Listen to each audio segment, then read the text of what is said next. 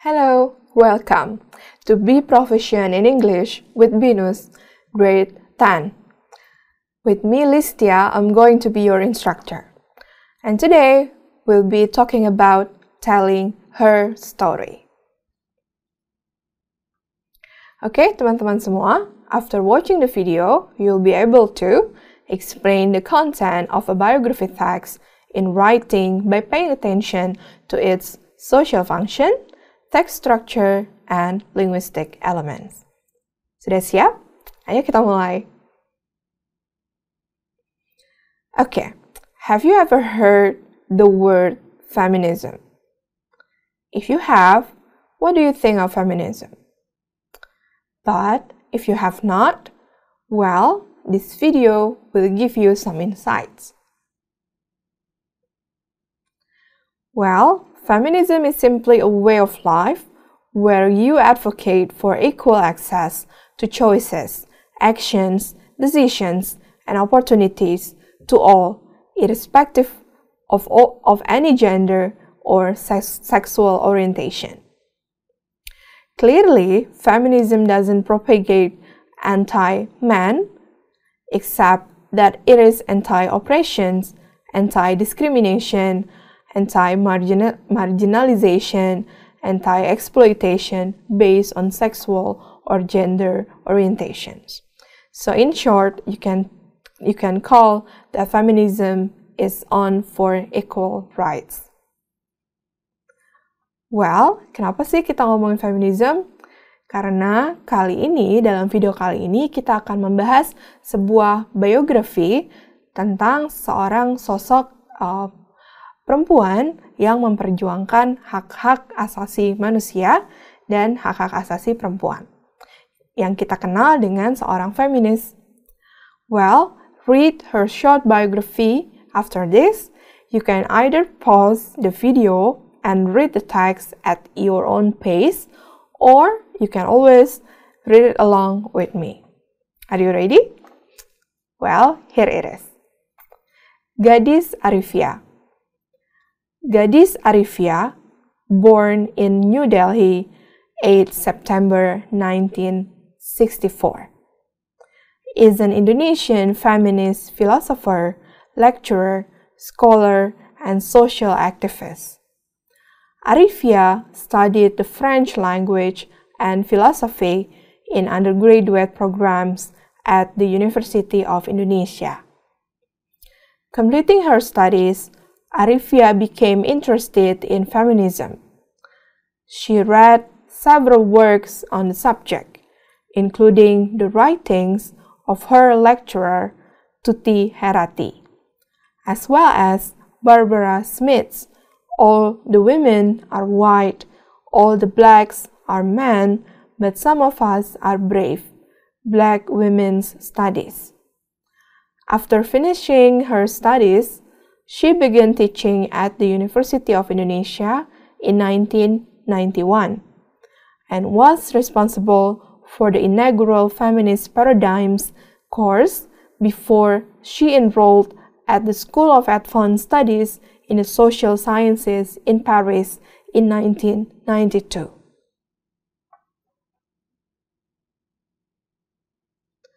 Upon return to Indonesia, Arifia resumes teaching. Noting the difficulty of finding feminist materials in Indonesia and hoping to promote democratization efforts and protect minority rights, she began works, supported by Ida Dani, Asikin Arif, and Tuti Herati, to establish the country's first feminist journal. She founded the Jurnal Perempuan Foundation in 1995, and the first edition of Jurnal Perempuan, or Women's Journal, was published the following year.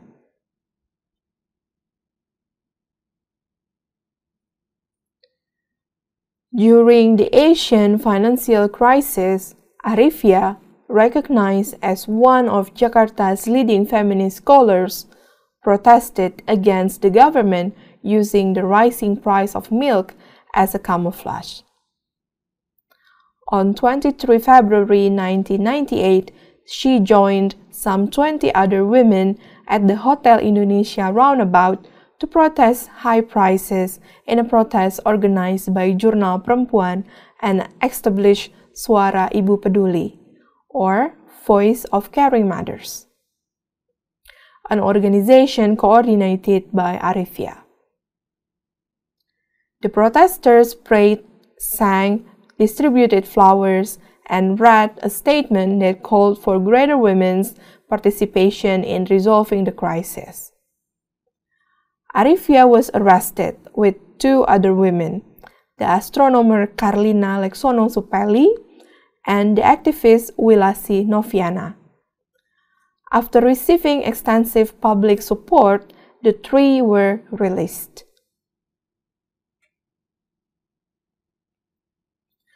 Arifia taught contemporary philosophy and feminist theory at the Faculty of Humanities at the University of Indonesia until 2017. In 2018, she joined Montgomery College, Silver Spring, Maryland, United States, as an adjunct professor in sociology and sociology of gender. She currently lives in Maryland with her family. Oke, teman-teman semua. Teks yang barusan teman-teman baca tentu saja adalah contoh dari teks biografi. Well, dalam hal ini kita juga bisa sebut sebagai recount text. Oke, recount text adalah bertujuan untuk menceritakan atau menulis tentang past events atau kejadian yang ada di masa lalu. Remember that recount or recount text consists of an orientation, a series of events, and reorientation. Jadi mudah ya teman-teman untuk mengingat. Recount text, contohnya seperti biografi, strukturnya sebenarnya sama saja.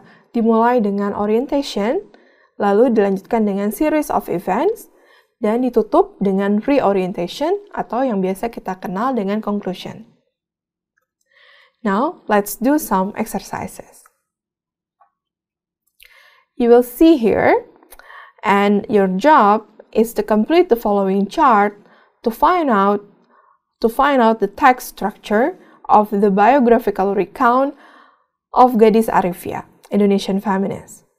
Then discuss or find out which part of the text is orientation, series of events, and reorientation or conclusion. Some numbers have been done for your example. You can always go back to the video to read or to find out of a full text of Gadis Arifia's biography. Teman-teman bisa pause videonya dan bisa kembali lagi ke bagian di mana kita membaca atau di mana ditampilkan teks biografi dari Gadis Arifia.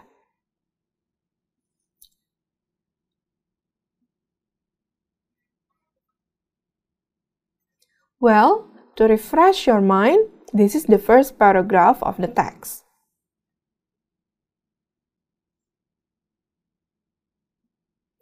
So, what is the main idea of this paragraph?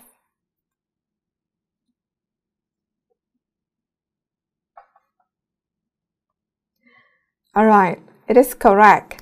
So, the main idea of this first paragraph is to introduce Gadis Arifia, Indonesian feminist philosopher, and her background of study.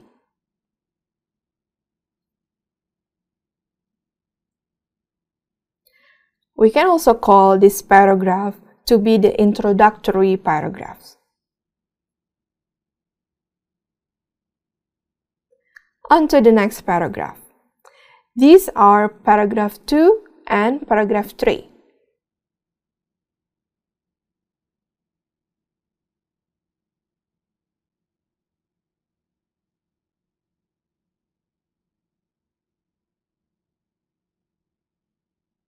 And this is paragraph 3.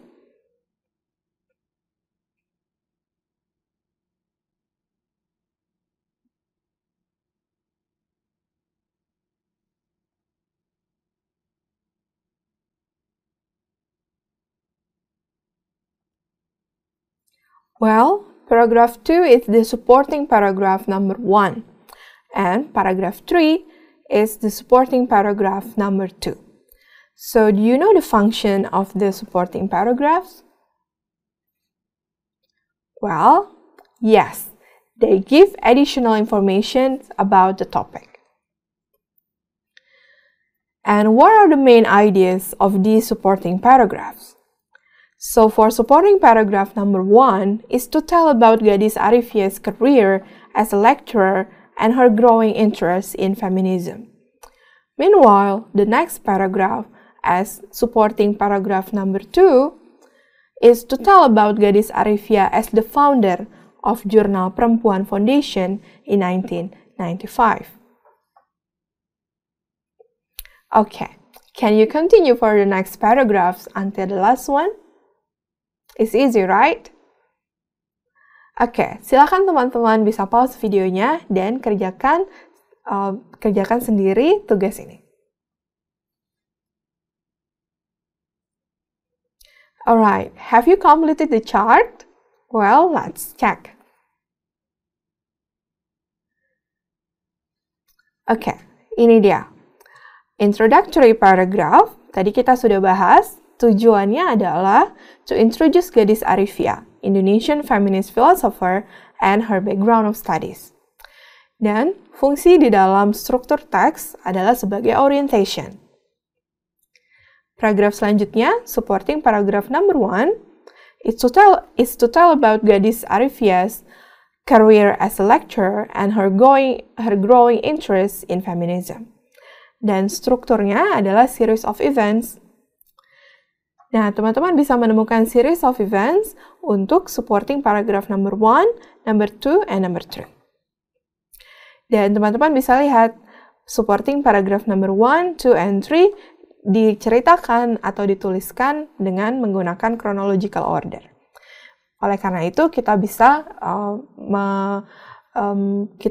menyebut paragraf-paragraf ini sebagai series of events. Dan yang terakhir adalah concluding paragraph.